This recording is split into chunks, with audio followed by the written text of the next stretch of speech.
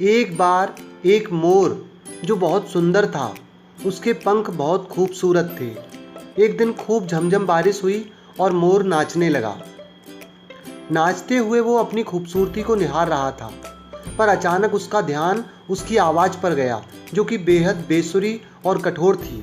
इस बात का एहसास होते ही मोर उदास हो गया और उसकी आंखों में आंसू आ गए। तभी अचानक उसे एक कोयल गाती हुई सुनाई दी। कोयल की मधुर आवाज़ को सुनकर मोर को उसकी कमी एक बार फिर एहसास हुई।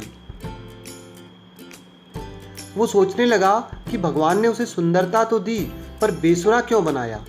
तभी एक देवी प्रकट हुई और उन्होंने मोर से पूछा, मोर तुम उदास क्यों हो।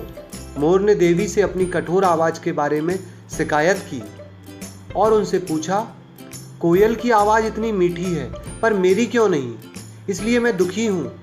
अब मोर की बात सुनकर देवी ने समझाया, भगवान के द्वारा सभी का हिस्सा निर्धारित है। हर जीव अपने तरीके से खास होता है। भगवान ने उन्हें अलग अलग बनाया है और वे एक निश्चित काम के लिए हैं। उन्होंने मोर को सुंदरता दी, शेर को ताकत और कोयल को मीठी आवाज़।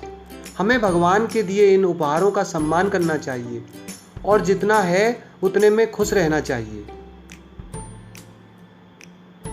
देवी की बातों को सुनकर मोर समझ गया कि दूसरों से तुलना नहीं करनी चाहिए, बल्कि खुद के हुनर की सराहना करनी चाहिए और उसे और निखारना चाहिए।